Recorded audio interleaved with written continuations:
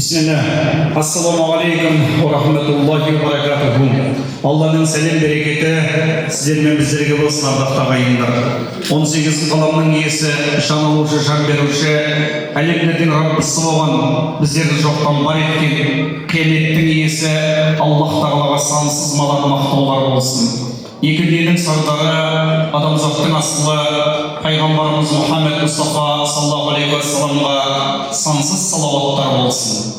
Құл бол десем Аллаға біл бағасын, мен оны көрмедім деп қолданасың. Көрінбеген Құдайға құл болмасаң, көрінгеннің бәріне құл боласың деп сырма басқан. Хакім абай, кеше қалай келдің ғой талай жасқа, көз көрді бір қалыпта тұра алмасқа. Адамды сүй, Алланың хикметін сез, не қызық бар өмірде, одан басқа деп ұрпағына ұран айтқан болатын. Ал қуаныш қолқа, өмірге келеді адам қайту үшін, Аллаға сансыз мадақ айту үшін. Тәніңді тапсырғанда қара жерге, қасыңа бірге жатар, қайтуысың деді. Алладан жалғыз келдік, жалғыз қайтарыламыз ағайын. Атағымыз айға жетіп тұрса да, Алланың алдында жалғыз өзіміз жауап береміз. Қасиетті Құран-ы Кәрімде барша тіршілік иесі өлім дәмін татады деген Алланың аяты бар ардақты ағайындар. Бір әулеттің асқар таудай әкесінің өмірін озғанына да аттай зулап 20 жыл өтті.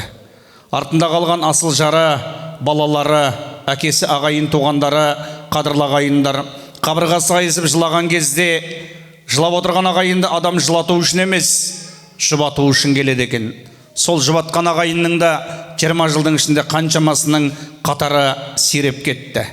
Бүгін сол әкенің көзін көргендердің қадірлі ағайындар, санаулы ағайын қалса да, сол ағайынның басын қосып, артында қалған шаңырағындағы отанасы, ұл қыздары, келін, күйеулері бүгінгі таңда Құран бағыштатайық, әкемізге дұға жасайық деп арнайы жинап отқан жайы бар.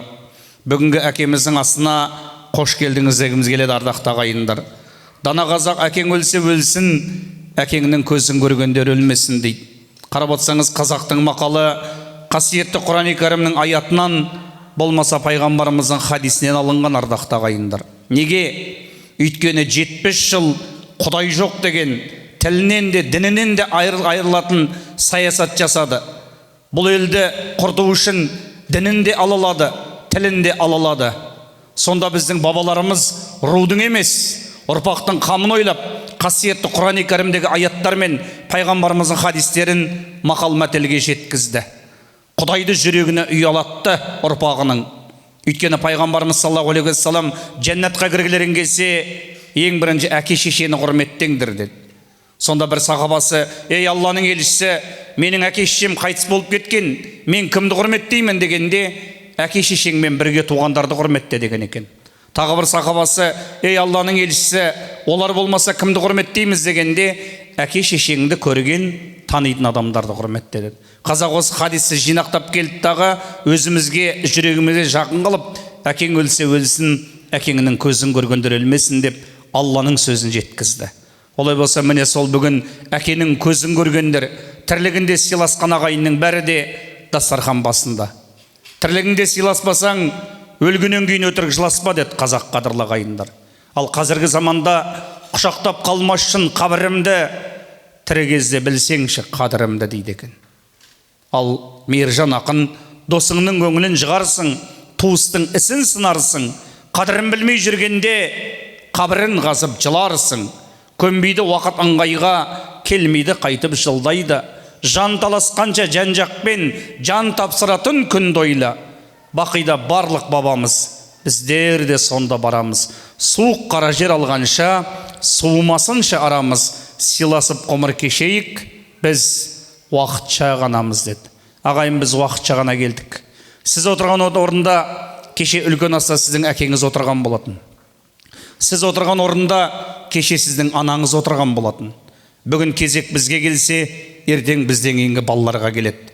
Бүгінгі аяулы әке Нұрмұхаммед 1954 жылы дүниеге келіп, 2006 жылы 51 жастан асқан кезде мәңгілік әлеміне аттанды. Раббысымен қауышты қадірлі ағайындар. Әкесі Дауабектен 2 ұл, 1 қыз еді. Бүгін бауыры Советхан Жаркенттен келіп отса, қарындасы Шара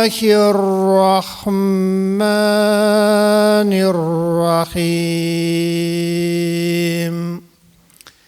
لا يستوي أصحاب النار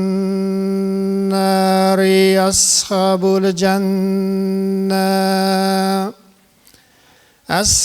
الجنة هم الفائزون لو أنزلنا هذا القرآن على جبل لرأيته خاشعا متصدعا من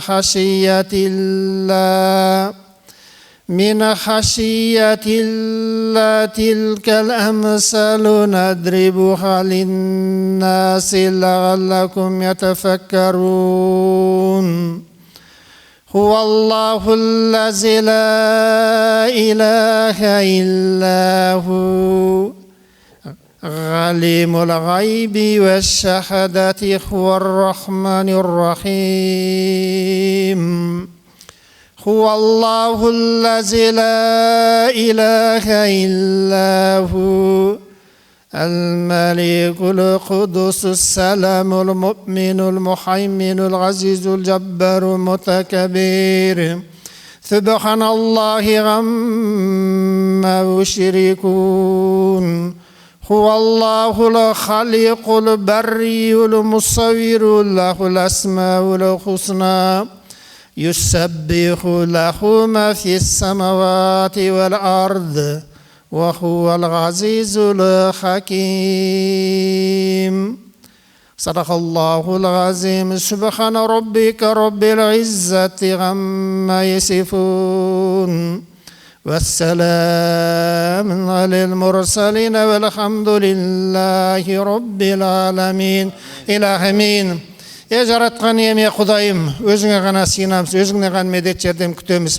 Біз әлсіз пақыр құлдарыңның пендешілігімен, нәпсінің қалауымен біліп, білмей жасаған қателік кемшіліктеріміз болса, өз мейірім кеңшілігімен кешірім ете гөр. Біздің күнәміз таудан үлкен тастан қатты болса да, өзіңнің мейірімің шексіз, шетсіз. Жаратқан ием, не берсең де елімізге, халқымызға тыныштық, береке, бірлік бере гөр. Аспаннан, жерден келетін табиғаттың апаттарынан, қуаңшылықтан, оттан, судан, жердің сілкінісі, судың басуы, әуе апатынан, жол апатынан, дауыс аурулардан, соғыс өртінен елімізді, халқымызды бір өзің сақтағайсың. Жаратқан ием, ел басында ел басқарып жүрген, ел тәртесін сүйреп жүрген ағаларымызға, бауырларымызға, елін халқын сүйетін ыстық жүрек кейде тауфиқ беріп, елімізді, халқымызды әділдікпен, шыншылдықпен басқарып нәсіп ете гөр. Қартайған ата-аналарымыз бен жас сәби балаларымызға алаңсыз өмір, тыныш ұйқы бере гөр. Ата-анасын баласынан, баласын ата-анасынан айыра көрме. Қыздарымызды, келіндерімізді, жесір балаларымызды жетім қыла көрме. Жаратқан ием, жастарымызға ілім бер, білім бер, Құранның нұрын бер. Тіліміз бен дінімізге күш қуат бере гөр.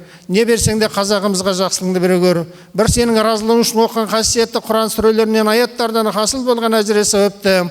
Ла илаха иллалла Мұхаммадан Расулалла деп айтып кеткен, мына дүниеден қайтып кеткен күллі момын мұсылмандардың рухына, екі дүниенің сардары, сарвары, пайғамбарлардың мөрі болған, адам мен жындардың ұстазы болған, мұсылмандардың көзінің нұры болған, қиямет пайғамбары, пайғамбарымыз Мұхаммед Мұстафа саллаллаху алейхи саламның ғазиз шәріп рухы, ақыл бейс сахабалар болған ергендердің рухына, және де алыс жақыннан жиналып осы жерде аумин деп қол жайып отырған көпшіліктің шаңырағынан, дастарханнан дәметкен арбақтардың рухына, арнайы дастархан жайып Алладан тілек тілеп отырған әпкелеріміздің, іні қарындастарымыздың шаңырағынан, дастарханнан дәметкен арбақтардың рухына, осы дастарханды жаюға себепкер болған Дауыт баласы Нұрмұхамбет бауырымыздың рухына арнайы бағыштадық. Жаратқан ием, бауырымыздан разы болып, бауырымыздың тіршілікте біліп, білмей жасаған қателік кемшіліктері болса, оқымаған намазы, ұстамаған оразасы, бермеген зекет садақалары болса, өз мейірім кеңшілігімен кешірім ет. Осы оққан қасиет Құранымыздың құрметімен, аумиде қол жайып отырған көпшіліктің дұғасының құрметімен, арнайы дастархан жайып Құдайдан тілек тілеп отырған бауырларының, жұбайының, ұлдарының, қыздарының, күйеу бала, келіндер, немерелерінің дұғасының құрметімен Нұрмұхаммед бауырымыздың қабірін нұрландырып, қабірін кең жарық қып, қабірін жәннаттан бір бақшет, тозақтан бір шүкір етірме. Нұрмұхаммед бауырымыздың артындағы еліне, жұртына, халқына, ағайын туыстарына, құда жекжаттарына, ағаш ендеріне, бауырларына, іні қарындастарына, жұбайына, ұлдарына, қыздарына, келін күйеуге, немере шөберелеріне қайырлы ұзақ ғұмыр беріп, тілдінің тілінен, көзінің көзінен, ауру сұрқа, пәле жалаңнан сақтап, бұдан кейін дастархандар тек қуаныш, жақсылық тойға жайылуын нәсіп етсін. Дастархандарына Ибрахим алейхиссалам дастарханына берекет бергендей берекет берсін. Істеріне Мұхаммед Мұстафа саллаллаху алейхи вассаламның берекет бергендей берекет берсін. Жаратқан ием елімізді, қазағымызды аман қылсын. Қазағымызды сыртқы жаудан, ішкі даудан сақтап, әр қазақтың үйінде тек қуаныш, жақсылық тойы болсын. Раббана ла тузиг қулубана бағда из хадайтана ва хаб лана мин ладунка рахматан иннака антал ваххаб. Алхамдулиллахи раббил аламин би рахматика архамар рахимин. Амин, амин, амин. Рахмет. Қабыл болсын ардақты ағайындар. Өлгенше әуреленбе дүние қуып, артыңа ұрпақ қалдыр ұлғыз туып. Өлгеннен соң бұйырады жалғыз мола, басыңа ешкім келмейді жақын жуып. Дүние бір күн оңда, бір күн солда, тұрмайды дүние деген мәңгі қолда. Туыстап тұлпар мінген болсаң дағы, қалады ажал жетсе басың жолда. Дүние ойлап тұрсаң кең бір сарай, тоймайсың қызығына қарай. Дүниенің қожайыны мен боламын деген, өттемес пе бұл өмірден, талай деді бабаларымыз. Жардалымды билеген Зұңғарнайым деген патша өмірден өткен екен. Сол Зұңғарнайым патша өмірден өтетін кезде қасындағы уәзіріне 3 өсиет айтыпты. Мен өлген кезде менің табытымды осы өңірдегі ең мықты дәрігерлер көтерсін депті. Мен өлген кезде менің 2 қолымды табыттан шығарып, қабірге дейін алып барыңдар деген екен. Мен өлген кезде менің алтыным мен күмісімді қабірге дейін шашыңдар депті. Қасындағы уәзірлер сөздің төркінін түсінбей, оны не үшін жасаймыз дегенде Зұңғарнайым патша айтқан екен. Табытымды ең мықты дәрігерлер көтерсін дегенім, Алладан ажал келгенде ешқандай дәрігер көмек бере алмайтынын тұрған жұрт ұқсын деген екен. Қолыңызды не үшін шығарып қоямыз дегенде, жардалемді билеген патша болсам да, қабірге 2 қолымның бос кетіп баратқанын көрсін келген ел депті. Алтын мен күмісті не үшін шашамыз дегенде, өлген адамға алтын мен күміс көшеде шашылып атқан таспен тең деген екен. Атамыз қазақ арпа бидай ас екен, алтын күміс тас екен деген. Үлкен ас келіп атыр, үлкен асты ортаға қойғызып, үлкендерімізден илахи әумин деп ақ бата сұрап қадырлағайындар. Әкеміз жайында естелік сөздер тыңдайық. Дүниеуи сөзді сыртқа шыққанда да айтуға болады. Көптен көрмеген ағайынның басы қосылып атыр. Бүгін жексенбі әңгімеңіз болып атса, астан кейін де шығып, бір кесе шай ішіп әңгімелесерсіз. Қазір бір әулеттің әкесіне естелік сөздер айту үшін келдік, қадырлы ағайындар. Бір әулеттің әкесін еске алу үшін келдік. Біз аста тойда бір-бірімізді көріп, жаңалық сұрап отырамыз. Ондай әңгімені сыртқа шыққанда айтайық. Қазір үлкен ас келіп атыр. Илахи әумин деп үлкендерімізден ет қойылса, бата сұрайық ағайын. Көтерейік білекті, Алладан тілеп тілекті. Қыз берсе берсен көрікті, ұл берсе берсін, жүрек тілеген қазақпыз. Қаяқтан бата? Мына кістен бе? Мына яқта бір кісі тұрған. Кімнің? Құрманғали атамыздан бата сұрасаң деп атыр атамыз дейді. Илахи әумин ағайын. Аузу биллахи минаш шайтанир раджим. Бисмиллахир-рахманир-рахим. Rabbi ij'alni minhum as-salati wa min zurriyyati rabbana wa taqabbal. Rabbana ighfir li wa li walidayya wa lil mu'minina yawma yaqumul hisab. Allah Teala бүгінгі Нұрмұхаммед Дәубек баласының рухына бағышланған асты Алла Тағала қабыл қылсын. Келген қонақтардың Алла қадамдарынан нұр жаусын. Сол марқамдың жатқан жері жайлы иманы кәміл болсын. Алладан рахмет, пайғамбардан шапағат, жәннатта жатқан жері жайлы иманы кәміл болып Алла Тағала арасында қалған ел бала-шағаларының амандығын беріп, солардың игілік қуанысын бақыт сыйған көруге Алла нәсіп етсін. Алла Тағала елімізге амандық, жұртымызға тыныштық беріп, алдымыздан бір жақсы күн, жақсы ай, жақсы жылдар келтіріп, бейбіт өмір, шат көңілмен өмір сүруге Алла Тағала нәсіп етсін. Елімізге амандық, жұртымызға тыныштық беріп, Алла барлықтарыңыз, отбасыларыңызға амандық, денелеріңізге саулық берсін. Бүгінгі берген нәзірде айтылған, оқылған дұға құрандарменен айтылған тілектерді Алла Тағала қабыл қылсын. Бирахматика архамар рахималлах. Аллаху акбар. Ал ағайын, алдарыңызға ас қойдық, екі қолды бос қойдық.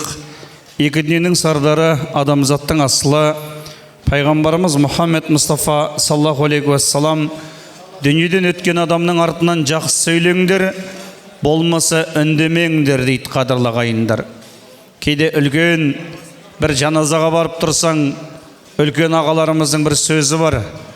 Қабірге құрдасын салып жатып, бір-бірімен қалжыңдасып тұрады. Жарықтық көздің тірісінде мынандай еді, жарықтық көздің тірісінде анандай еді, жер хабар айтпасын, жағдайы қалай болады екен деп. Сол айтып тұрған кісіге айтқым келеді. Сіздің жағдайыңыз қалай болады ертең Алланың алдында барғанда? Біреуде емес, өзіңіз Алламен қауышқанда жағдайым қалай болады деген ойда болуымыз керек ағайын. Сонда да пайғамбарымыз саллаллаху алейхи уассалам дүниеден өткен адамның артынан жақсы сөйлеңдер, болмаса үндемеңдер деген болатын.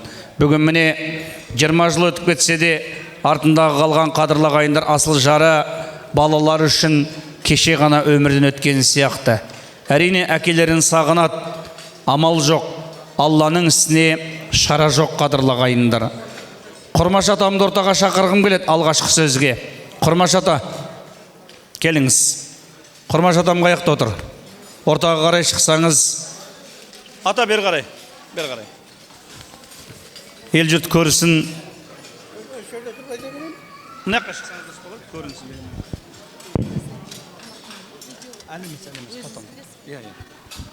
Бисмиллахиррахманиррахим. Аузу биллахи минашшайтанирраджим. Бисмиллахиррахманиррахим. Бүгінгі мынау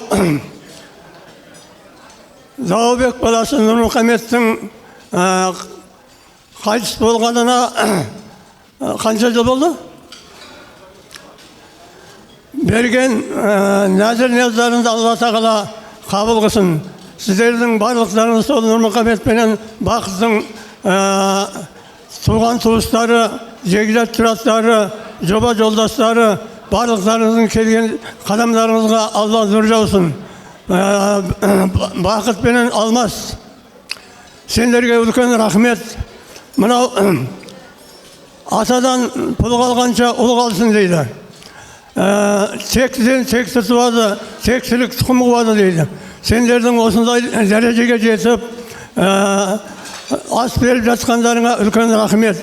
Барлығымыз ел жұрттың атынан, туған туысқандардың атынан сендерге үлкен рахмет айтамыз. Алла тағала енді сол Нұрмұхаммедтің жасамаған жасын балаларына берсін. Солар ұзақ өмір, зор денсаулық беріп, еліміз аман, жұртымыз тыныш болып, бір жақсы күндерді Алла тағала игілік қуанышта бас қосуға Алла нәсіп етсін. Барлықтарыңызға үлкен рахмет, келген қадамдарыңызға нұр жаусын. Бүгінгі айтатын тілектеріңіз, бата дұғаларыңыз, оқылған құрандарыңызды Алла қабыл қылып, сол Нұрмұхаммед Зауабек баласы мәуген тегіне шапағатын тегісін. Барлықтарыңызға үлкен рахмет. Алла тағала елімізге амандық, жұртымызға тыныштық беріп, мол дәулет, жақсылық берсін. Би рахметіке архам рахым. Аллаху акбар. Рахмет аға. Сәл кішкене апалар жағы. Сәл кішкене сабыр сақтасақ. Анау жоғарыда тұрған жеңешелер, қадірлі ағайын, біреу әкесінің бай болғанын қалайды, әкесі жоқ бала сол әкенің бар болғанын қалайды дейді екен. Әкесі бар бала мақтаншақ, әкесі жоқ бала жасқаншақ дейді.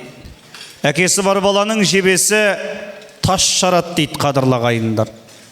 Әкемді алсаң алғыдай, шешемді алма, шекпен тігіп берсе де өлмеймін ғой дегенде кешегі бабалардың сөзі. 20 жыл болса да бақыт анамыз бүгін ортамызда, ардақты ағайындар.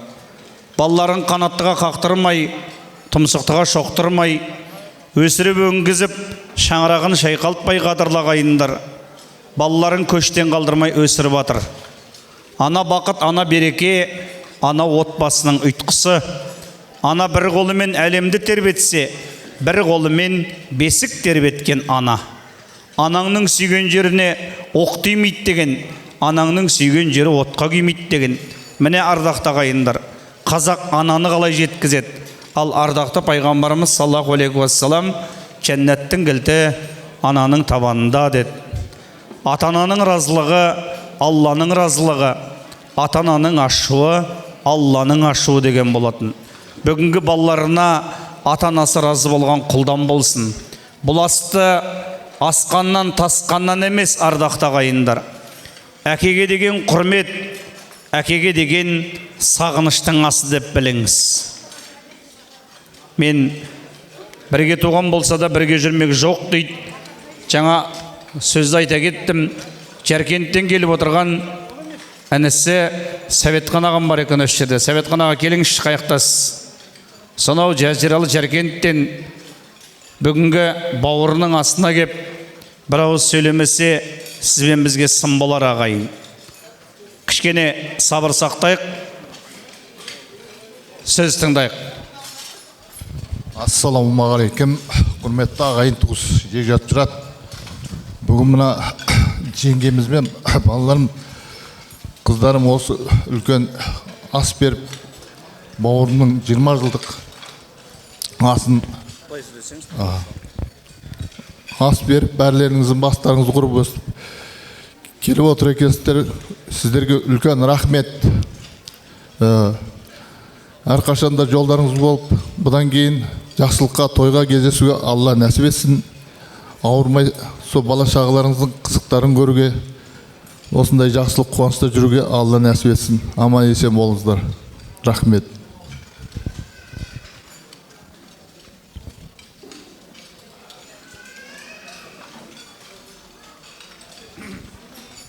Рахмет аға. Ағамыздың қарындасы Алматтан келіп отырған Шарат әтем бар дейді осы жерде. Шарат әтеміз қаяқ деген. Ағамыздың қарындасы, ортаға шықсаңыз абзал болар еді, ыңғайы кеп атса. Ел көрсін, жұрт көрсін. Келіңіз. Ағамыздың қарындасы, қадірлі ағайындар. Бір ауыз естелік сөз айтсын, сәл кішкене тынышталайық. Сәлеметсіздер ме, құрметті ағайын, құда, жекжат, тума туысқандар. Бүгін менің ағамның қайтыс болғанына 20 жыл болған екен. Жеңге, інім Алмас, сіңілім Гаухар, Меруерт, ниеттеріңіз қабыл болсын. Жақсы күндеріміз көп болсын. Барлықтарыңызға денсаулық тілеймін. Ағамның жатқан жері жайлы, топырағы торқа болсын. Қуанышта күндеріміз көп болсын. Рахмет. Опасыз мына дүние тұтқа болған кімдерге, өмірдің соңы өкініш, санамен ойлап білгенге, қадірі болмас адамның ортаңда тірі жүргенде, орны қалар ойсырап, бір күні көрге кіргенде дейді. Қасымызда жүрген досымыздың қадіріне, бірге жүрген бауырымыздың қадіріне жете алмай жатырмыз. Ал дүниеден өтіп кетсе, мына телефонның ішіндегі 1000 суреттің ішіндегі бауырымызбен түскен бір сурет қадірлі болып шыға келеді ағайын. Олай болса, тірлігімізде бір-бірімізді қадірлеп, бір-бірімізді құрметтеп, ағаны аға деп, әкені әке деп, ананы ана деп, туғанды туған деп құрметтегеннен басқа бұл өмірде келіп кетер ешқандай пайданың жоқ екені хақ, қадірлі ағайындар. Мен ортаға ағамыздың бажасын шақырғым келіп отыр. Ағамыздың бажасы Серік ағамыз шақырып, бажас жайында бір ауыз әдемі сөзін сөйлеп берсе дейді. Жылы сөзінің. Серік ағамыз қаяқ деген. Ағамыздың бажасы Серік аға, келіңіз.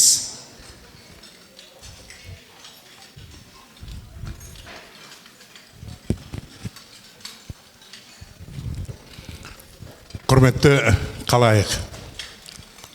Бүгін мен Нұрмұханның туған бажасымын.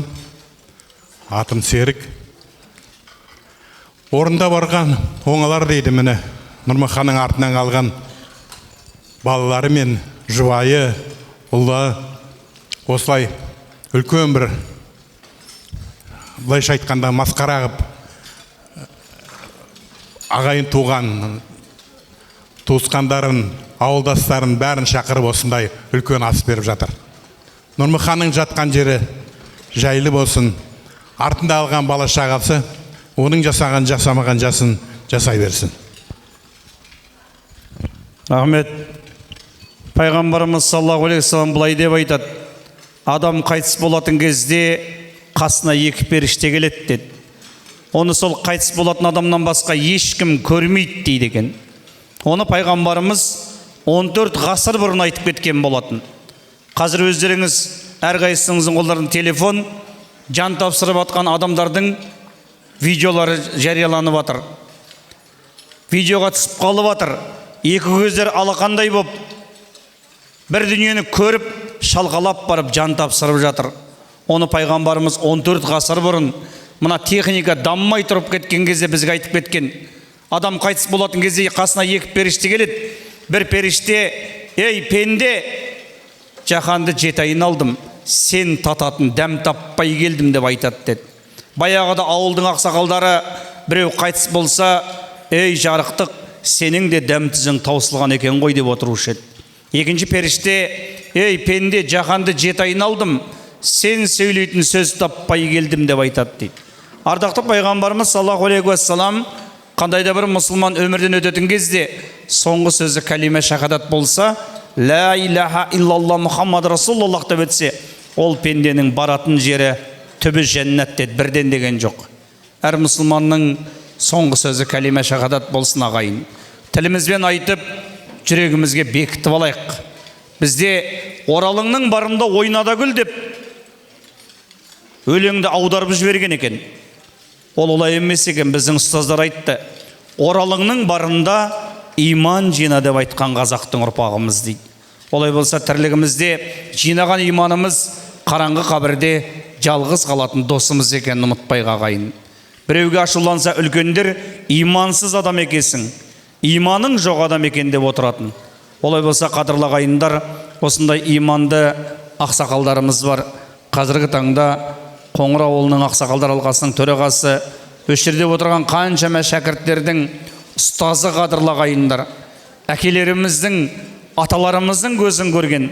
Мен Исағали атаға микрофон ұсынғым келіп отыр. Исағали ата, келіңіз ортаға.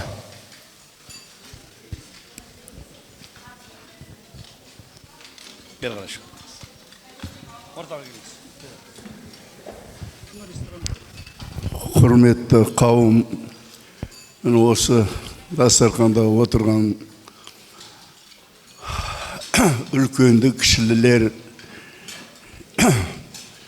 бәріміз бір кезде арамызда ойнап күліп, жарқын жүзіменен, неше түрлі күлдіргі сөздеріменен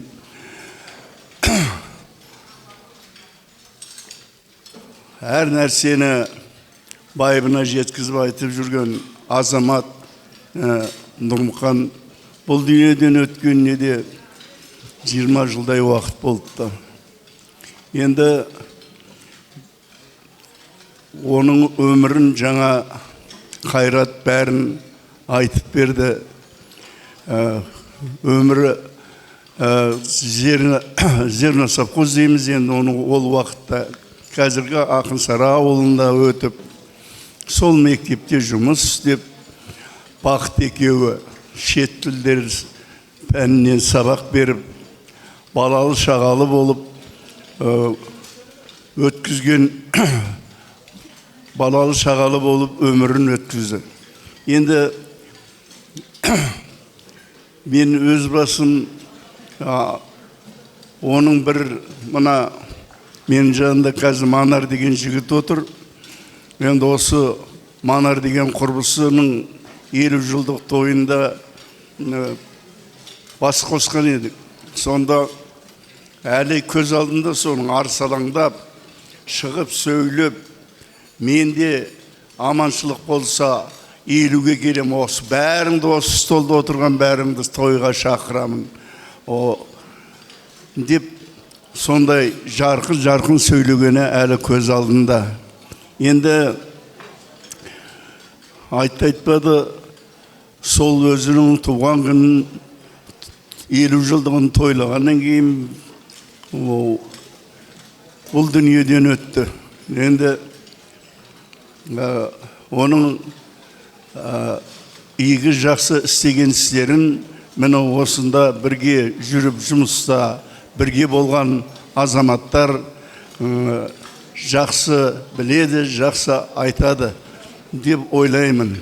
Енді артында жаңа айтып жатыр ғой, орында бар оңалар деп. Орында жаңағы артында қалған үмбеті, бала шағасы, жаңағы сүйікті жары есін алып, сонымен бірге жүргендерді мынандай шақырып, еске алып отырғанына көп-көп рахмет. Қарағым бақыт, енді бағың жана берсін, бала шағаның арасында қалған уақытыңды жақсы өткізуіңе тілектеспін. Ал балалары өсіп өніп өркендеп, қанаттарын жая берсін, жақсылықтан жақсылыққа жетуге Алла тағала нәсіп етсін. Халқымыз заманымыз тыныш болса екен, осыны барлықтарына тілеймін. Аман болыңыздар. Оған беріп жатқан мына Құдай тамақ қабыл болсын. Нұрмұханға иманы жолдас болсын деген, одан басқа не айтамыз? Рахмет. Рахмет, Исағали ата. Пайғамбарымыз саллаллаху алейхи уассалам адам қайтыс болғанда қабір басына 3-ақ амалы еріп барады деді. Ей Алланың елшісі, не еріп барады деген кезде, қазақтың ғалымдарының тілімен айтқанда, адам қайтқан кезде ең бірінші туғаны барады, екінші жиғаны барады, үшінші еріп иманы барады деді. Қабірдің беті жабылғанда, жердің бетінде туғаның да қалады, өмір бақи тірнектеп жинаған жиғаның да қалады. Адам қабірге иманымен ғана түседі деген екен. Бір шаңырақта қаза болып атса, иманды болсын емес, атамыз қазақ, жаңағы Исағали әкеміз айтқандай, иманы жолдас болсын деп көңіл етқан екен. Алла рақымына бөлесін, иманы саламат болсын, Алла қабір сұрағын жеңіл қылсын деп көңіл етқан ардақты ағайындар. Міне қарасаңыз, әкенің өмірін өткеніне де аттай зулап 20 жыл өтті. Кеше ғана сияқты еді. Мына ақын Қанат Абдрахманның бір ауыз өлеңі бар. Жалғыз келіп кетеді адам жалғыз, ақылға сай өмірді бағамдармыз. Бұл өмір бір қисық жол бұраңдаған, уақыт жетсе оны да тамамдармыз. Жалғанда сауап жинап қалайықшы, себебі түбі өлетін адамдармыз. Білмейміз, жарысамыз күнгілесіп, әйтеуір күн кешеміз күнгілесіп, атағымыз айтырып тұрса дағы, бір күні боп қаламыз бір төбешік деді. Ауылдың жанындағы зираттар аз еді, қазір күннен күнге төбешіктер көмейіп баратыр ағайын. Олай болса, сол әкенің көзі, бір ауыз ба? Келіңіз аға. Әкенің көзін көрген осы жерде ағаларымыз сөзге сұранып жатыр. Әкемізге сабақ, әкеміз кезінде білім берген шәкірттері де келіп отыр екен осы жерде ағайын. Сонда да құлақ түріп отырайық. Жоғар жақтағы апалар, анау отырған жеңгейлер, қыздар кішкене сабыр сақтап, бір-біріміз тыңдай отырсақ. Әлемде құрметті қауым, құрметті жамағат. Мынау бүгін Нұрмұқан досымды еске алып, міне отбасы, ағайын тұстың, құда жекжаттың, жолдас жораның бәрін бастарын қосып, Құдай тамақ беріп отыр екен. Беріп атқан Құдай тамақтарын қабыл болсын бақыт. Енді мен сол Нұрмұқанмен бірге өсіп, бірге жүрген бір ауылда өскеміз, ең жақын досының бірімін. Нұрмұқан де енді Нұрмұқан туралы айтатын болсақ, дүкен сондай бір ақ көңіл, ақ жарқын досқа сондай берік азаматтың бірі еді. Нұрмұқан сондай аса мейірімді, сөзде берік, шыншыл мінезді, жүрегі батыр, өнегесі асыл, жаны жомарт, пейілі дарқан, ерен еңбекшіл, байламы берік, ой терең, халқына әділ, достарына адал, отбасына жақсы қасиетіменен, шынайы таза махаббатыменен ұйытқы бола білген, адал, таза, алғыр, өте парасатты адамның бірі болған десе мен қателеспеген болар едім. Жан-жағына жақсылықтың жылуын шашып жүретін, жақсы қасиеттерді таратып жүретін, кісіге зілет білдіре білетін, үлкенге құрмет көрсете алатын, Мынау дүниеде қандай жақсы қасиеттер болса, сол қасиеттердің бәрі осы Нұрмұқанның бойында бар еді. Нүкеңнің бір өкініштен сол өмірден ерте кеткендігі. Мынау жас кезде онша денсаулықтың қадірін біле бермейміз. Жас ұлғайғанда сезіне бастаймыз ғой. Мына бір данышпан былай деп айтқан екен: денсаулықты құртып боп күтім дейміз, абыройды жыртып боп бүтін дейміз. Халықты түсінеміз қамыққанда, тағдырды түсеміз тарыққанда. Әкімді түсінеміз құлағанда, ақынды түсінеміз жылағанда. Байлықты түсінеміз мал кеткенде, әйелді түсінеміз әл кеткенде. Көршіні түсінеміз көшкен кезде, жарықты түсінеміз өшкен кезде. Сұлуды түсінеміз әр тайғанда, жастықты түсінеміз қартайғанда. Қанатты түсінеміз қайырылғанда, ағайынды түсінеміз айырылғанда. Иықты түсінеміз іс түскен кезде, көктемді түсінеміз қыс түскен кезде. Жанарды түсінеміз сөнген кезде, жақсы адамды түсінеміз көмген кезде. Біз бәрін түсінгенде кеш болады деген екен. Ендеше Нұрмұқан досым сондай бір жақсы адамның, асыл адамның, аңыз адамның қатарынан еді. Мына ұлы данышпан Абай атамыз тағы былай деп айтқан екен: адамзат бүгін адам, ертең топырақ. Бұл өмір жалқылдап алдар бірақ, ертең өзің қайдасың білемісің, өлмек үшін туғансың ойлан шырақ. Өлейін деп өлмейді өлерлік жан, әсте өлмесігін білгендей қылық қылған. Ажал кеп бас салса, жаның дұрласа, өмір қайда сен қайда соңында ойлан. Өлімнен құтылмассың қашсаңдағы, атадан арыстан су бассаңдағы. Алладан шынымен жарлық келсе, жұлдызда түсер жерге аспандағы. Кәрі өлсе соққан дауыл тынғандай-ақ, жас өлсе бәйтерегің сынғандай-ақ. Жігіттер, қыздар, жас кезінде тәубаңа кел, бұл өмір көзіңді ашып жұмғандай-ақ. Бұл дүние жалған бәрі қалар, бір күні ажал кеп жаныңды алар. Жаның шық бұл өмірден кеткеннен соң, малың, мүлкің, әйелің, бала шағаң, досың, қасың бәрі қалар деген екен. Ендеше Нұрмұқан досымның мынау артында қалған Үрімбұтақ аман болсын. Мына бақыт сен аман бол, осы балаларға бас көз болып жүрген. Енді Нұрмұқанымыздың жатқан жері жұмсақ, топырағы торқа, жаны жанатта, иманы жолдас болсын. Артында қалған Үрімбұтағы аман болып, өліге иман, тіріге береке берсін. Әмин. Рахмет ағам. Досы көппен сыйлас, досы жоқпен сырлас дейді. Біреулер дос болады қиябетке дейін, шын достар дос болады қияметке дейін деген. Достың екі түрі болады ағайын. Біреуі қиямет күні жағаңа жабысатын дос болады екен. Сен болмағанда мен мұндай болмас едім деп. Екінші дос болады, жәннатқа кіріп баратқанда: я Алла, я Раббым, менің қасымда көзімнің тірлігінде сені зікір еткен досым болған, ол кірмесе кірмеймін деген дос. Қазақ не дейді? Біреулер дос болады қиябетке дейін, шын достар дос болады қияметке дейін дейді екен. Олай болса, міне қадірлі ағайындар, ағамыз досы жайында керемет жақсы естеліктер айтты. Қазір берем. Кейде көзінің тірі кезінде қасымызға досты қалай жақсы көретініміз айта алмаймыз ағайын. Өзіміздің туысымызға да қалай жақсы көретінімізді, жақсы қасиеттерін айта алмаймыз. Неге? Өйткені бойымызда нәпсі деген дүние бар. Айтқызбай тұратын. Сен неге айтуың керек? Сен неғып оның алдында кішіреуің керек деп тұрады екен. Олай болса, тірі кезімізде бір-біріміздің жақсылығымызды білейік. Қарнымның ашқанын емес, қадірімнің қашқанына жылаймын дейді. Кейде бір-біріміздің қадіріміз кетіп қалады ағайын. Сол қадірлі достарының бірі тағы да микрофон сұрап отыр. Келіңіз аға. Бір ауыз. Асқазанға елі қонған шығар ағайын. Сәл мойындарыңызды бұрсаңыздар.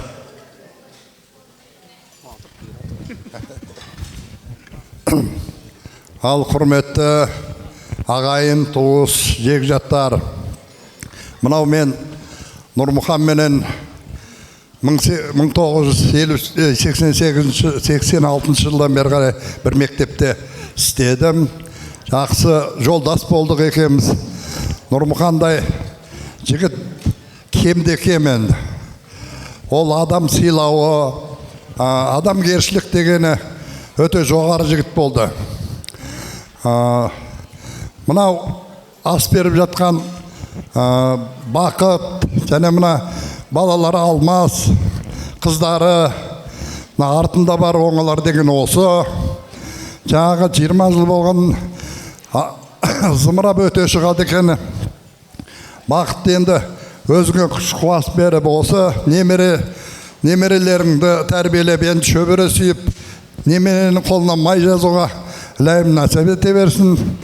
Нұрмұханымыздың жатқан жері жайлы, топырағы торқа болып, мына артында қалған балаларына, ағайын туыстарына майын шашып жатсын деймін. Рахмет. Төле би бабамыз жол жүріп келе жатқан кезде қабір басында қаралы қауымды көрген екен. Қасындағы жас балаға барып біліп қайтшы, ана жерлеп жатқандары шын өлген адам ба, өтірік өлген адам ба деп сұрапты. Қасындағы жас бала қабір басында қаралы қауымға барып, ассалаумағалейкум жамағат, мына жерлеп жатқандарың шын өлген адам ба, өтірік өлген адам ба деп сұрапты.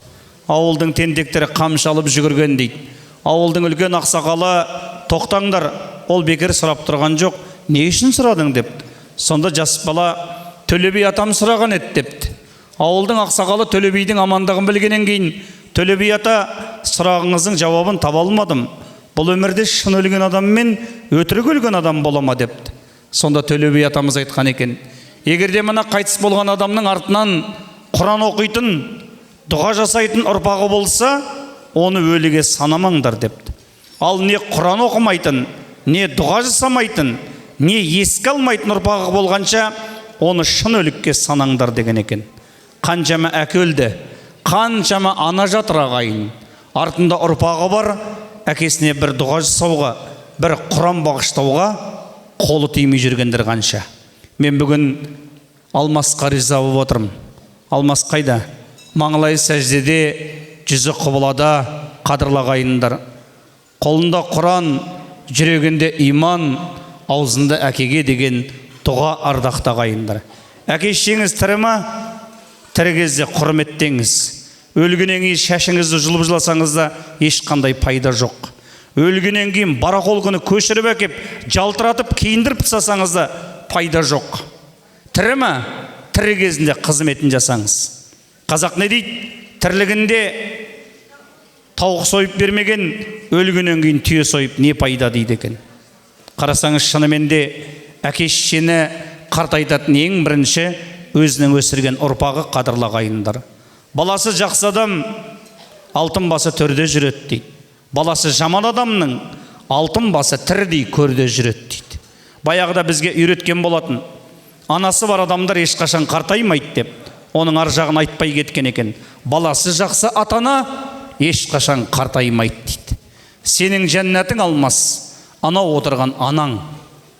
Сол анаңды құрметте. Анаңды құрметтеу арқылы жәннаттың есігін таба аласың. Пайғамбарымыз ата-аналарыңды құрметтеңдер деді. Тағы бір хадисінде былай деген болатын. Кімде-кімнің қолында қартайған ата-анасының екеуінің біреуі бола тұра, соған жақсылық жасай алмай, жәннатқа кіре алмай қалғанша мұрныменен жер сүзсін деген болады. Ата-аналарың тірі болса құрмет жасаңдар, дүниеден өтіп кетсе, былай етіп дұға жасаңдар деп пайғамбарымыз үйретіп кетті. Я Раббым, ата-анам мені бала күнімде қалай мәпелеген болса, сен де мейірім шапағатыңа бөлей көрші деп, әке-шешелеріңе өздеріңі дұға жасаңдар деді. Алмас, анаңды құрметте. Жұматай досым былай деп айтқан болатын. Анаңды қадірлей біл тірісінде, онсыз алға баспайды бір ісіңде. Бесігіңді күзеткен кірпік ілмей, ұйқың тыныш болсын деп түн ішінде. Әкеңді қадірлей біл тірісінде, онсыз алға баспайды бір ісіңде. Күйіңді емес тартам деп күйігіңді, ақыретке кетпесін мұң ішінде. Жәннаттың кілті ананың табанында. Сондықтан қалдырмағын наламыңға, Алланың разылығын ала алмайсың. Ата-анаңның кірбің тұрса жанарында. Қарсы келмей Алланың әміріне, тірі кезде жетіңдер, әке мен шешенің қадіріне. Өлгеннен соң бәрі де кеш болады, алтын сарай тұрғызсаң да қабіріне. Өлгеннен соң бәрі де кеш болады, алтын сарай тұрғызсаң да қабіріне. ата анамыз тірі ма, өзіміз құрмет жасайық. Ата анаңыз дүниеден өтті ма, өзіңіз дұға жасаңыз. Алмас, сенің әкең саған керек, менің әкем маған ғана керек.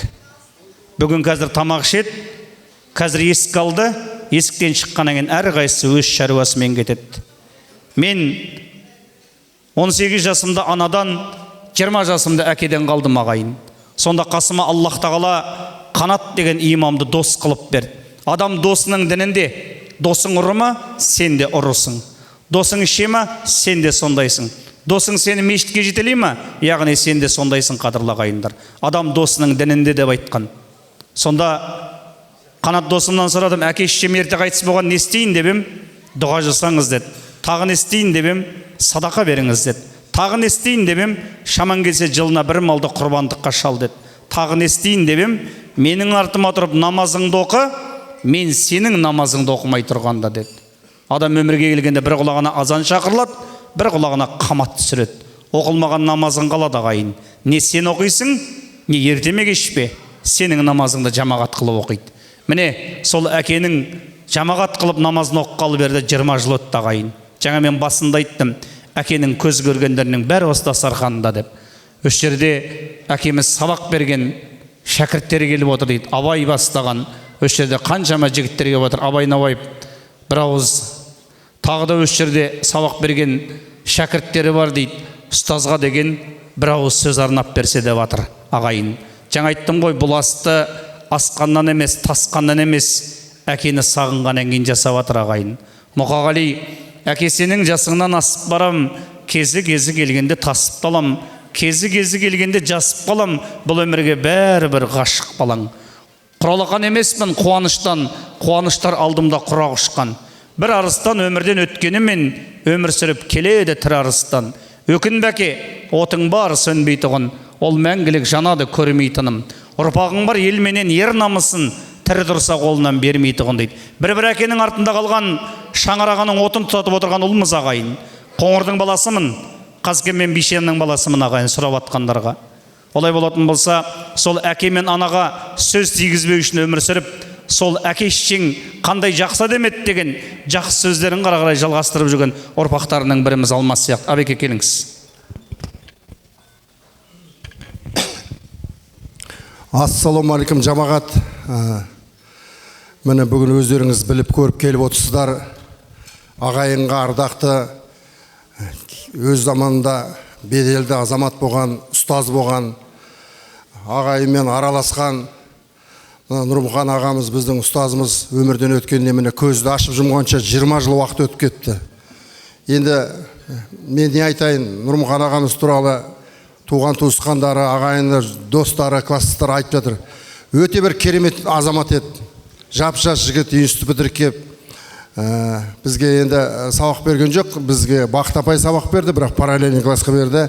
Мені өзінің кружогына алып, фотограф қылып жасады, үйретіп. Бір айтып сөз жеткізетін сөзімде жетпей тұр, көңілімде толқып тұр. Үш шықтасақ ойымызда болмапты осы Нұрмұхан ағамыздың өмірден ерте өтіп кетеді деп. 50 жас деген не? 50 ердің жасы екен дейді, ердің жасында өмірден өтіп кетті. Енді жаңа Қайрат бауырымыз керемет бір сөздер айтып жатыр, жүрекке ой салатын, көңілге ой салатын. Атадан пұл қалғанша ұл қалсын дейді, міне ұрпақ қалды. Міне Алмас бауырымыз, Гаухар қарындасымыз, Мейрамгүл қарындасымыз міне атана әкесін құрметте бүткіл ел шақырып ас беріп жатыр. Алла риза болсын. Шын асылдар сағынтып тостырады, көз алдымда ғажайып көш қылады. Тойларда да толмайды сенің орның, қазада да қаңырап бос тұрады дейді. Нұрмұхан ағайдың орны ерекше, қазада да қаңырап бос тұрады, тойларда да орны ерекше. Менің Сағат әкеммен жезде деп қалжыңдасып жүруші еді, көрші тұрды. Сондықтан жатқан жері жайлы, иманы жолдас болсын. Мына ағайын туыс алыстан келіп отыр, міне біздің ұстаздарымыз келіп отыр, ауылдан апайларымыз келіп отыр. Біраз шәкірттері келе алмай қалды, сәлем айтып жатыр. Сондықтан осы қабыл болсын, жақсылық болсын, өлі риза болмай, тірі баймайды дейді.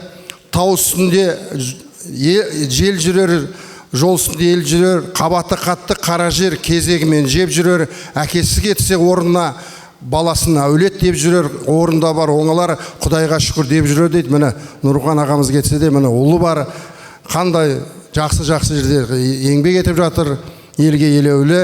Сондықтан жақсылық болсын. Заманымыз заман, халқымыз тыныш, басымыз бүтін болсын. Рахмет. Рахмет әбеке. Жігіттер, шалған дүние бізден қалар. Бір күні ажал келіп жаныңдалар. Жан шығып бұл өмірден кеткеннен соң, мал мүлкін қатын балаң бәрі қалар. Жігіттер, малмен басым көп демеңіз, киім көп тамағым да тоқ демеңіз. Дәуіттің 30 ұлын бір күнде алған, біздерге және қаза жоқ демеңіз дейді. Кім айтты? Қазақтың кешегі шалақын айтты ағайын. Кешегі қазақтың бабаларының бәрі ұрпағының қамын ойлап, қадірлі ағайындар, әр өлеңіне Құдайдың кәләмін Алланың бар екенін жеткізіп айтты. Қазіргендер сүйем күйемнен шығамай қалдық қой. Сүйеу күйеуден асамай қалды. Ренжімесін ақындар отырса. Кезіндегі әр ақынның айтқан сөзі ұрпағына ұлағатты сөздер еді. Кешегі қадірлі ағайындар, ханға тік сөйлеген бұқар жырау, 5-ші тілек тілеңіз, 5 уақытты 5 намаз, біреуі қаза болмасқа деп айтқан болатын. Майлықожа шеберді шебер дегенше, Алланы шебер десеңші. Қар жауғызып қыс қылған, жұмыртқаны құс қылған деді. Абырайдың өзі бір Аллаға сиынып, кел балалар оқылық деп ілімге шақырды. Хакім Абай, Алланың өзді рас, сөзді рас, рас сөз еш қашанда жалған болмас деген. Ал оның барлығы арғы ғасыр десеңіз, Мұқағали не деді? Дін ғылымның атасы, ғылым оның баласы деп айтқан болатын. Хакім Абай тағы бір сөзінде ақылды адамға иман парыз, иманды адамға ғибадат парыз деді. Біз біреу өліп қалса жақсы адам бет, жақсы адам бет дейміз. 500 адам тұрса да, иә жақсы адам ет деп айтады екен. Ал Хакім Абай не деді? Қазақтың өлгенінің жаманы жоқ, тірісінің өсектен аманы жоқ деп айтқан болатын. Менің ұстазым Қанат айтты. Ақылдымын деген адам көзінің тірісінде 3 сұрағына жауап іздесін деді. Қайдан келдім, не үшін келдім, ертең қайда қайтарыламын деген. Қайдан келдік ағайын? Бәріміз Алладан келдік. Не үшін келдім деген сұраққа жауап іздесеңіз, үйіңізде Құран кәрім болса, бүгін барып ашып оқыңыз. Зарият сүресінде 54-56 аятта Аллах тағала баяндайды. Мен жындар мен адамдарды өзіме құлшылық ету үшін ғана жараттым деген Алланың сөзі бар. Қайда қайтарыламыз ағайын? Әкеміз қайтқан, бүгінгі 20 жыл толып отырған, әкелер қайтқан ауылға қайтамыз. Немен? Атағымыз, абыройымыз, медалімізбен ба? Жоқ ағайын. Оны да біздің бабалар айтып кеткен болатын. Құйрығы жоқ, жалы жоқ, ағаш атқа мінгенде, жағасы жоқ, жеңі жоқ, ақ көйлекті кигенде, екі аяғың салбырап, қараңғы көрге кіргенде, Раббың кім деп сұрайды. Біздегіде руың кім демейді, Раббың кім деп сұрайды. Жауап бере алмасаң, гүрзіменен бір ұрып, шашып тастап құрайды деді. Мен айттым ба? Мүмкін сіздің бабаңыз айтып кеткен шығар. Мүмкін менің бабам айтып кеткен шығар. Ұрпағымның қиямет күні жүзі емес, жүзі жарық боп келсін деп. Сол мақтанып жүрген, төрімізге іліп қойған, бабалар салған жолмен жүре алмай жатып, қадірлі ағайындар бабалар жайында әңгіме айтамыз. Мен ортаға кеңші бала күнінен өскен досы Жаркенттен келіп, білем видеоны жігіттер, уақыты келеді жіберем. Ескертілді маған, келіңіз. Кеңес ағамыз бар, сонау Жаркенттен келіп отырған. Ассалаумағалейкум, құрметті жамағат. Енді бағандан бері айтылып жатыр ғой. Мектепте кейінгі студенттік, мұғалімдік кездер сөз болып жатыр. Мен мектепке дейінгі болғана әңгімені айтайын, досым. Ол кезде асфальт жоқ, тас жоқ, бұрқыраған топырақта ойнап өстік. Ауылдан 5 шақырым жерде тұрып мектепке бардық, 1-ші классқа бірге. Жаркенттің Атамекеніне. Қазір Атамекен, бұрынғы Пенжім деп аталады. Сонда ауылда тұрдық, жаңа бір отделение жас құраймыз деп, солай халықты шоғырландырды. Сол жерде мектепке бардық. О кезде сумкамызда жоқ, апамыздың, шешеміздің тігіп берген дорбасы. 5 шақырымнан кешкі жақын мектептен қайтамыз. Дорбаға бір жапырақ нан сап аламыз, сия сауытымыз төгіліп қалады. Сонда бір сия сауыттарды пайдаланамыз, төгілмейді де бір кішкентай. енді көргендер болса. Иә. Сөйтіп жүрген досым енді кейін әлгі жерден бәрімізді көшірді қайтадан орталыққа.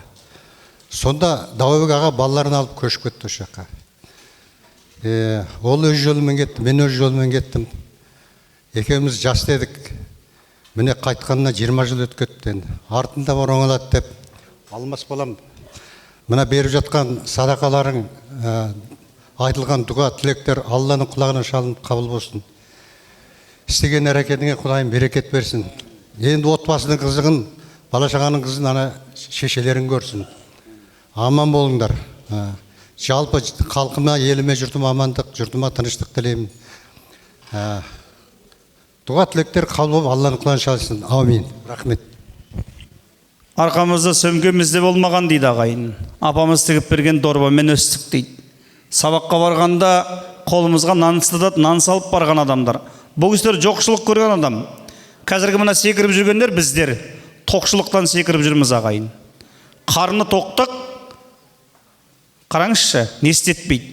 Қарап отырсаңыз міне нағыз жоқшылықты көріп қадырлағайындар. Асфальт жоқ топырақпен жүріп өскен нағыз бала күнгі қадырлағайындар.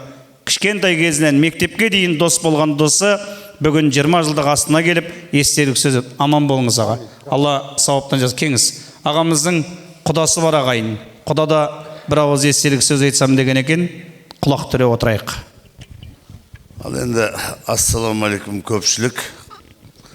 Мына асқа келген қадамдарыңызға нұр жаусын. Мына асқа келгенде тамақ ішу үшін ғана емес, енді кішкене еске алайық. 20 жыл бұрын қандай күн болды, соны еске алайық деп келіп отырмыз.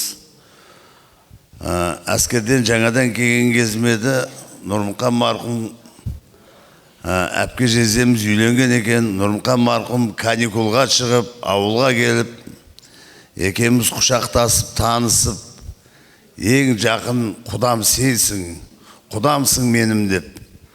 Сөйтіп екеуміз сол күннен бастап құда боп, жақсы жүрдік. Аяғы өте жеңіл адам еді Нұрмұқан. Айына бір рет шауып келіп кететін Жаркентке. Құда деп түнгі сағат 2-де даңғырлатып кіріп келетін. Түс көргенде боп атып тұратынбыз. Талай құшақтасып, Жаркентте танымайтын адамы жоқ. Түнделетіп екеуміз қолдықтасып, талай достарына да арладық. Бақыт құдағиымыз бізді іздеп қалатын үйден. Сондай жақсы адамнан енді айырылып қалғанымызға міне бір 20 жылда өтіп кетті енді. Бақыт құдағиымызға енді мына қыздарына, баласы Алмасқа үлкен дұғай рахмет айтамыз енді. Мына әкелерін ұмытпай, еске алып, елді жинап, Құран садақа таратып отырғандарыңа рахмет. Жасыңа жас қосыла берсін балам енді. Енді кеткен адам келмейді, енді көзге көрінген сендер аман болыңдар. Рахмет аға. Мына қазақта бір екі сөз бар. Астарды алып тастайтын сөз негізі. Жасамаған жасын балаларына берсін, неме? Жоқ ағайын. Ешкімнің жасамаған жасы қалмайды, ұмытпаңыздар. Қазақ оны бір ауыз сөзбен айтқан болатын. Көресіні көрмей, көрге кірмейсіңдер деп айтқан. Содан мына бір екінші сөз бар. Құдайға да жақсы адам керек қой, Құдайға да деп.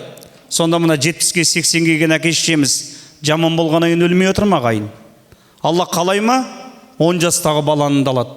Алла қалай ма? Сізді 100-ге дейін жібере алады. Өйткені жаратушының қолындамыз ағайын. Құдайсыз қурайсынбайды деген. Сондықтан да одан да әкесі жасамаған жасты емес, әкесінен де ұзақ ғұмырды Аллах тағала балаларына берсін деп тілейік. Неге Аллах тағала адам баласын жақсы көреді? Адамға алейхиссаламды жаратқанда Аллах тағала бүткіл періштеге адамға сәжде жасатқан екен. Бүткіл періште сәжде жасаған. Сонда сәжде жасамай қойған шайтан лағнет болған болатын. Сен неге сәжде жасамайсың дегенде, ол топырақтан жаралды, мен оттан жаралдым деп. Қазақтың ғалымдары айтады, шайтан білімсіздігінен емес, имансыздығынан жәннаттан қуылды дейді. Олай болатын болса, тірлігіміздің барында иманымызды жинап, қанжығамызға байлап, қараңғы қабірге түскен кезде, маған десең, мүфтиятта кеп түгел Құран оқытып қойсаң да, жәннатқа кіру кірмесің өзіңнің амалыңа байланысты ағайын. Экранға назар аударайық. Өмір деген шыр айналған күй табақтан алады әркім күй таңдап. Өмір бойы сағынышпен өтерміз, сүйретіңнен маңдайыңды сипалап. Бүгінгі әкейдің астына арналған арнайы бейне фильм бар ағайын. Экранға назар аударсаңыздар.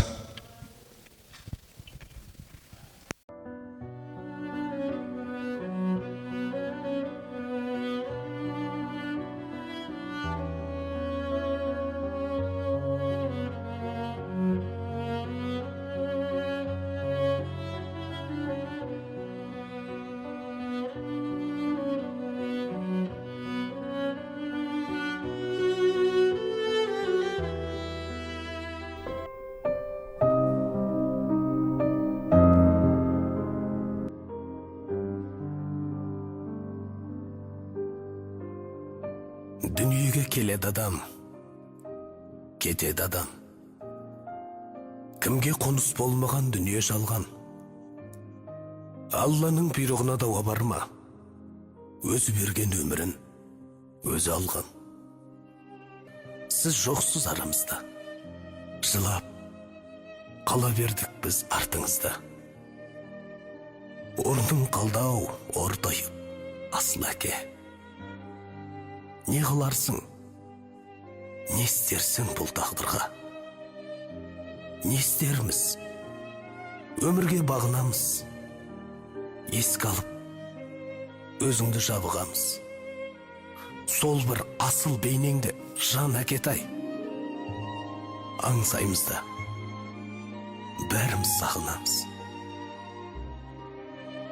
Жетілді ол қыздарың, жұлдыздай аспандағы. Әке атына кір келтірмеу армандары. Еңбекке араласса алды бүгін, кейінгісі ананың қолғанады. Сағынап, еске аламыз біз өзіңді. Болғай деп барған жері жұмақ түрі. Дұғамыз қабыл болып әр қашанда. Әкешім, аймаласын Алла нұры. Асқар таудай ақиық қамқоршы едің. Біздер үшін төгілген маңдай терің. Бір Алладан ендігі тілеріміз жайлы болсын, әкетай, жатқан жерің. Қош бол. Қош бол, әке. Қош. Қымбатты Нұрмұхан, бүгінгі үлкен торқалы тойыңмен құттықтап, өзіңе зор денсаулық. Алла тағала қанша ғұмыр береді, сонша жас жасауыңды тілеймін. Әлі де көп уақыт бар, сен пенсияға шыққанша жұмысыңды жасап, бала шағаңды асырап дегендей еңбек ете бер. Бірақ сен әлі жассың, денсаулығың жақсы, Құдайға шүкір, тәуба деп, осындай жарқырап, бала шағаңның алдында жүре бер. Бірақ мен бұл тек кішкене қысқаша саған айтқаным болса, ары қарай жалғастырам, кішкене кешіріңіздер, көбірек сөйлегенге. Бұл 50 жасты Нұрмұхан жақсы өткізді деп есептеймін. Нұрмұханның бүткіл өмірінің барлығы менің көз алдымда. Бірге қызмет жасадық. Қазір емес зейнеткер болсам да, осы ауылдың кейбір үлкен бір мәселеге келгенде Нұрмұхан үлкен атсалысады. Нұрмұханның бір ерекшелігі істер өз жанұясына зыңылдатып жібереді арасында.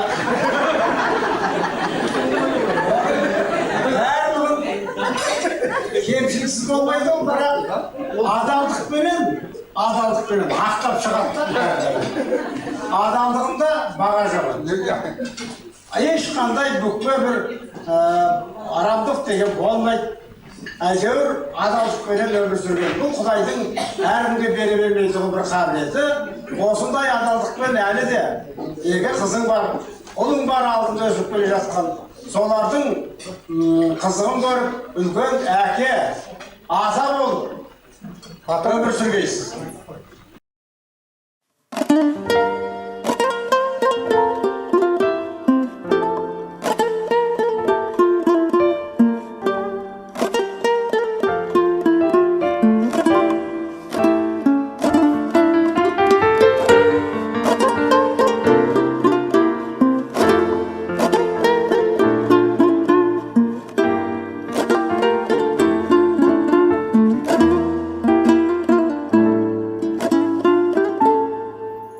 Әкем асқарым, аласармас асқағым, өзің барда әкетайым, арайлы ашық аспаным. Әкем тірегім, сен деп соғар жүрегім, бауыр етің балаң үшін мейірімді жүрегің.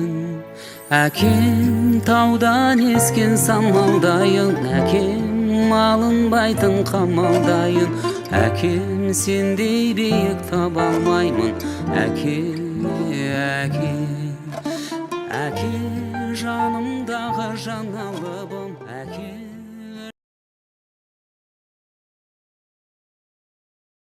Өмір-ай деймін кейлемен, күндерде өтті ойнаған қыста жейдемен. Күндерде кетті біреулер маған сен деген, күндерде жетті біреулер сіз деп сөйлеген. Өмір-ай деймін кейлемен, деді Мұқағали. Ал Жүсіп Баласағұн өмір есігін ашқан адам міндетті түрде өлім есігін ашады деп айтып кеткен болатын. Мүмкін біреумізге 50 берген шығар, біреумізге 70 берген шығар, біреумізге 80, біреумізге 90, біреумізге 100-ден асыра ғұмыр берген шығар. Бәрі Алланың қолында қадірлағайындар. Алладан келген адам Аллаға қайтарылады. Бірақ қалай қайтарылады?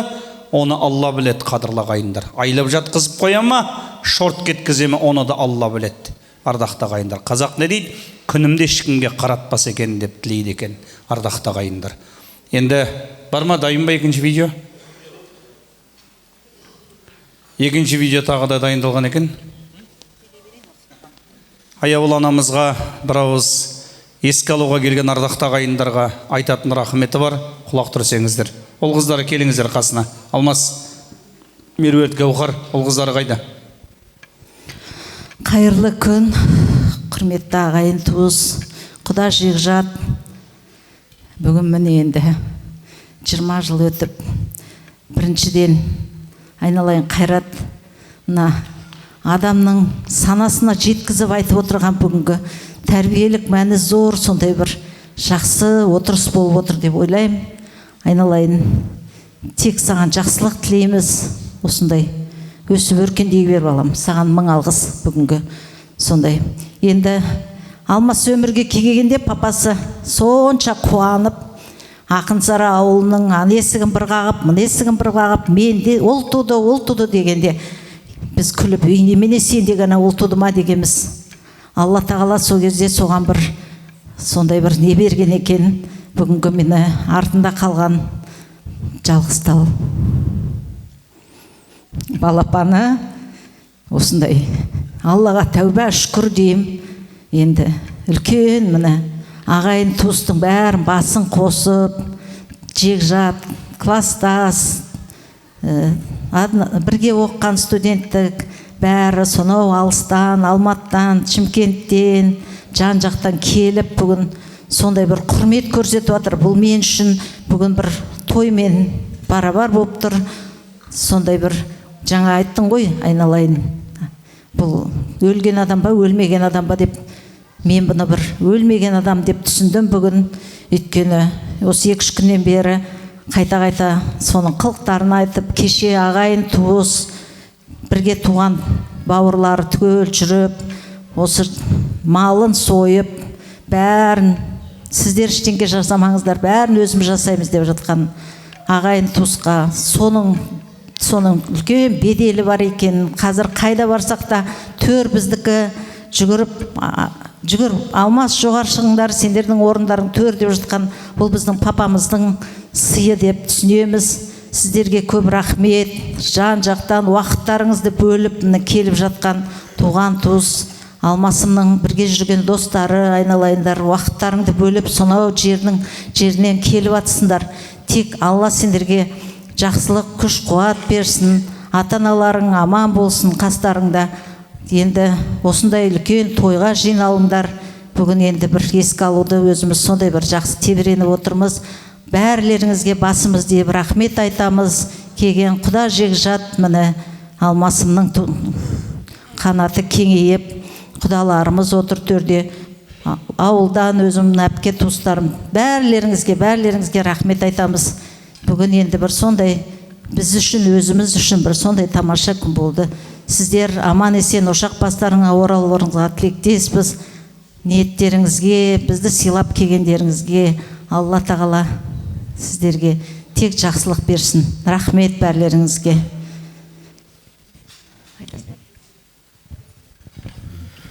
Ассалаумағалейкум, ағайын, туыс, бауыр, жекжат, достар, әкемнің көзін көргендері, көп рахмет. Келіп жатқандарыңызға әкемді еске алып, Құдай тамаққа қатысып, дұға тілектеріңізді тілеп жатқандарыңызға көп рахмет. Сіздер аман болыңыздар. Әкеңді көрсе, әкең өлсе де әкеңді көрген өлмесін дейді. Сіздер көп жасаңыздар, сіздер аман болыңыздар. Бәрлеріңізге көп рахмет.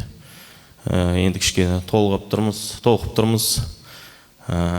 Әкеден ерте қалдық. Сол кішкене іште бір сағыныш бар.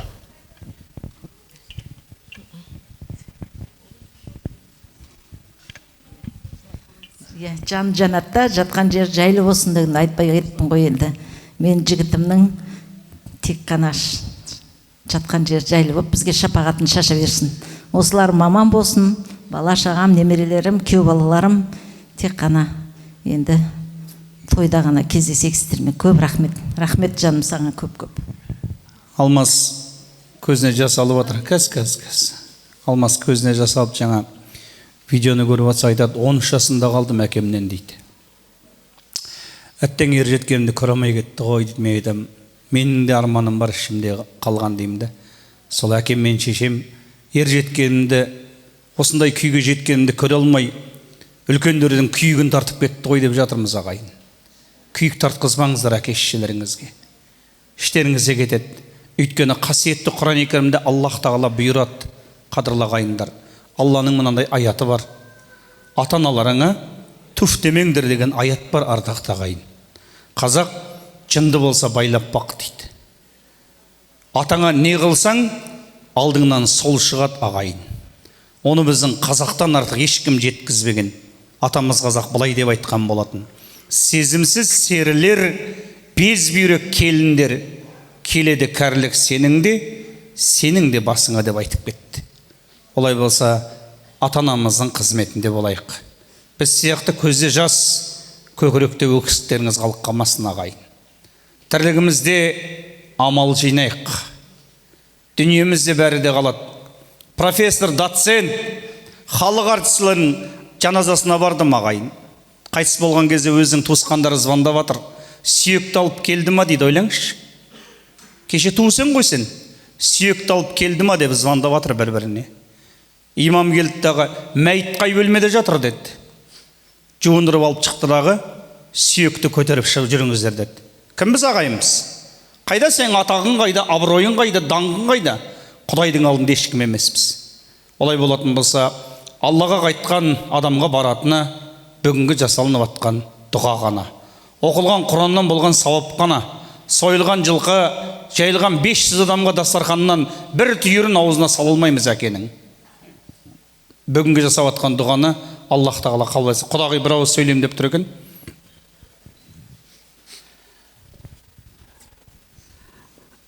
Құрметті жамағат, ағайын, туыс, құда жекжаттар, құдағимен деп мына шығып тұрған кім деп жатқан шығарсыздар. Мен Гаухардың енесімін. Енді мына бүгінгі Нұрмұхамед құдамыздың беріліп жатқан ас қабыл болсын. Не бір жақсы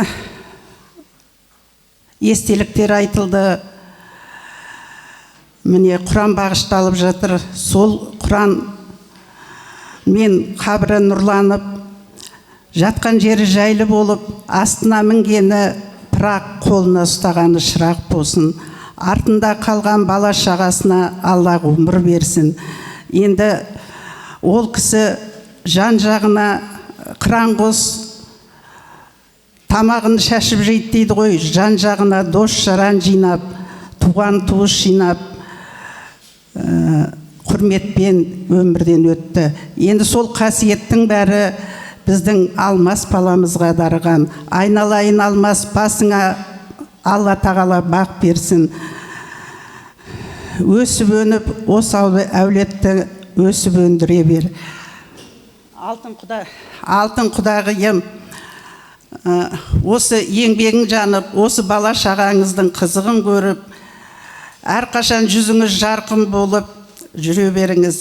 Тағы да айтам, балаларыңыздың басына бақ берсін. Енді міне немере бағып жатырсыз, Алла тағала сізге шөбере бағуды нәсіп етсін. Бүгінгі мына жиналып отырған, ас деп жиналып отырса, осы әулеттің үлкен тойларында бастары қосылсын деймін. Мен енді міне Күләнда марқұм тірі болса, құдағиының қасында қатарласып тұрып, қазақ салтымыздың қазағымыз ат мінгізіп шапан жауып жатады ғой. Енді мен сол құдағиыма шапанын жабайын деп тұрмын. Құдағиға шапан жауып кетсем деп тұр, қадірлі ағайындар. Мына бір сөзді кейде бір жақпайды, мағаншы немере бағып атсың, енді шөбере бақтап, мен айтқым келеді. Немерені бақтың ба, шөберені өзінің атасы мен апасы бақсын, немерені жетелеп қадыр дегенім келеді негізші. Сол немерені жетелеп қадырып жүргеннен артық ештеме жоқ ағайын. Мынау қазақ айтады ғой, әкесі барға құл керегі жоқ, шешесі барға күн керегі жоқ деп. Мынау бүгін міне құтты болсын, үстіңізде тоссын. Шөберенің тойына киіп барыңыз, Алла нәсіп етсе.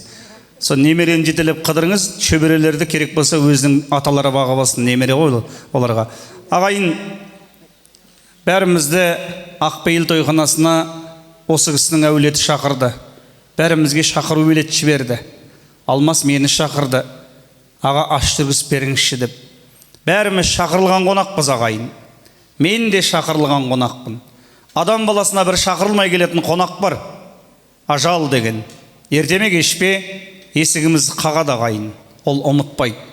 Байсың ба, кедейсің ба, жассың ба, үлкенсің ба, аурусың ба, саусың ба қарамайды. Сөз соңында айтарымыз, сол шақырылмай келетін қонақ баршаңызға өте кеш келсін ағайын. Ұзақ ғұмыр кешіңіздер. Хайырлы да берекелі ғұмыр кешіңіздер. Әулетіңізге ағайыннен тойға келсін. Әкесі жоқ дегізбей, әке беретін тәрбиені, әке берген махаббатты, қос махаббатты бірдей беріп өсірген қыздарыңызды білмеймін, алмастай азамат тәрбиелеген сізге Алла разы болсын. Дінін үйреткен, құлшылығын үйреткен, әкесіне дұға жасап үйреткен, ол сіздің еңбегіңіз. Бірінші Алла, екінші ана қадірлі ағайындар. Өйткені қадірлі ағайындар әркімнің ол қыздары әке-шешеге дұға жасап үйреніңіздер. Тірі болса да, дүниеден өтіп кетсе де. Тағы бір экранға назар аударайықшы. Тағы бір видео бар екен, соны тамашалап асқа айтарам. Алтын уақыттарыңызды көп алсақ, кешірім сұраймыз. Экранға назар аударайық. Адам өмірден өтсе де, артында қалған ісі, еліне сіңірген еңбегі, шәкіртінің алғысы мен естелігі мәңгі жасайды. Біз бүгін қазіргі Ескелді ауданы Ақынсара ауылына қарасты Шоқан Уәлиханов атындағы орта мектебінің тарихында ерекше орны бар ұлағатты ұстаз, абзал азамат Самылтыров Нұрмұхамед Дауабекұлының жарқын бейнесін еске алудамыз. Уақыт өз ағысымен өтіп жатса да, Самылтыров Нұрмұхамед Дауабекұлы сынды тұлғаның бейнесі, еңбегі, адамдық болмысы еш қашан ұмытылмақ емес. Нұрмұхамед Дауабекұлының еңбек жолы мен өмірі шынайы ұстаздықтың, адал еңбектің жарқын үлгісі. Ол кісі 1983 жылы Шоқан Уәлиханов атындағы орта мектебіне аға вожатый болып жұмысқа орналасты. Өзінің педагогикалық жолын балалармен жұмыс істеуден бастаған. Ізденімпаз, белсенді, жастармен тез тіл табысатын ұстаздың ұйымдастырушылық қабілеті ерекше еді. Кейін мектепте туризм бағыты ашылып, сол саланың жетекшісі ретінде оқушылармен бірге Орта Азия мемлекеттерін аралап, талай сапарлар ұйымдастырған. Нұрмұхамед Дауабекұлының негізгі мамандығы неміс тілі пәнінің мұғалімі. Алайда уақыт өте келе, ол өзінің шеберлігі мен бейімділігін танытып, сурет, еңбек және сызу пәндерінен де сабақ беріп, оқушыларға қолөнер мен шығармашылықтың қыр-сырын үйретті. Нұрмұхамед ағай 1974 жылғы туған түлектердің 2 жыл сынып жетекшісі болып, оларға тек білім емес, өмірлік бағыт-бағдар берген. Ол кісінің қолтаңбасы тек мектепте емес, бүкіл ауыл өмірінде сақталған. Мектеп пен ауылдағы жазу сызуға, безендіру мен көркемдеуге ат салысып, бар шеберлігін ортаға салған. Өлді деуге болама айтыңдаршы, өлмей тұғын артына із қалдырған демекші. Қоңыр ауылы мен Ақынсары ауылының атаулары, оның таспен қашап жазған көркем жазулары мен безендірулері Нұрмұхамед ағамыздың 10 саусағынан өнер таматын азамат болғандығын дәлелі. Нұрмұхамед Тауабекұлы 32 жыл бойы Шоқан Уәлиханов мектебінде табанды еңбек етіп, бар ғұмырын осы білім ошағына арнаған. Ол өз ісінің шебері, әріптестеріне сыйлы, шәкірттеріне қадірлі ұстаз болды. Қаншама жыл бірге еңбек етіп, өмірдің сан белесін бірге өткерген әріптестері, шәкірттері бүгін оны сағынышпен еске алады. Ардақты ұстаздың рухы шат, мәңгілік мекені нұрға толы болсын. Оның еңбегі мен өнегесі біздің жүрегімізде мәңгі сақталады. Нұрмұхамед Тауабекұлының өмірі адалдықтың, қарапайым еңбектің, ұрпаққа деген сүйіспеншіліктің нұры болып қала бермек.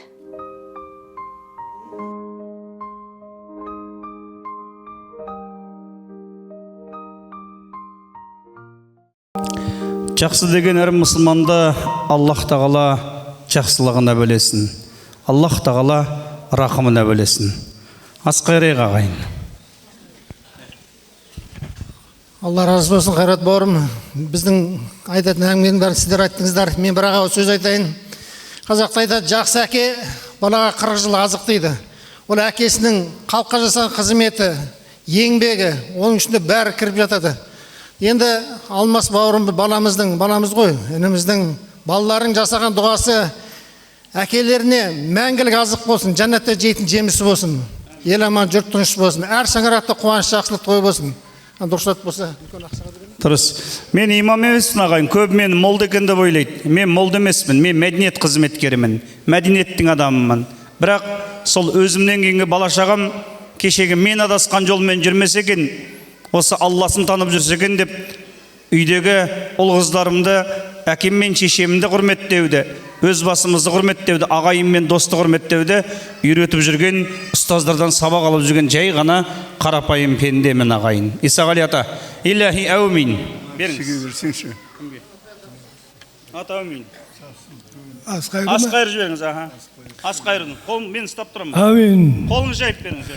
Құдайым жарылқасын бай қылсын, төрт түлігін сай қылсын, кетпес дәулет берсін, мал басына сәулет берсін, кең пейіл берсін, беріп әтқан құдайлығы қабыл болып тілеген тілегін берсін, өлгенге иман, тіріге береке берсін. Әмин. Әмин, Аллах акбар. Ал ағайын, білетініміз 19, білмейтініміз 99. Білгенімізді айту бізге міндет, тыңдау сізге сүннет болсын ағайын. Керегі болса, жүрегіңіздің төріне сақтап қойыңыз. Бірақ ертеме кешпе, қараңғы қабірде керек болатыны хақ қадірлі ағайындар. Ассаламу алейкум ва рахметуллахи ва баракатуху.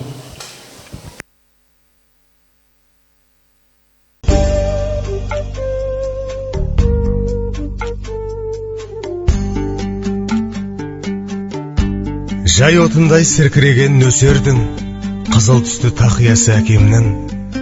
Аңсадың ба мәңгі келмес әкемді, уайымға сенде менше төселдің. Бұл фәниден ғайып болған тылсымға, әкемді іздеп жетімсіреп тұрсың ба? Қызыл таңның арайындай шапақты сені киіп жарқыраушы еді күн тұлға. Қондырумен төбесіне өзіңді, қайран иен мәңгілікке көзілді. Қызыл тақия сағынышын әкеме күн санасам күйдіреді төзімді. Саған сіңген жұпар иісін әкемнің, қызыл тақия иіскеп жүріп өтермін. Асқар тауда иен кетті келмеске, о тәңірім, жазмышқа не етермін? Алла өзің жар бола көр жасаған, жанарыма әкемді ойлап жасалам. Қызыл тақия құшырлана иіскесем, әкем шыға келетіндей тасадан.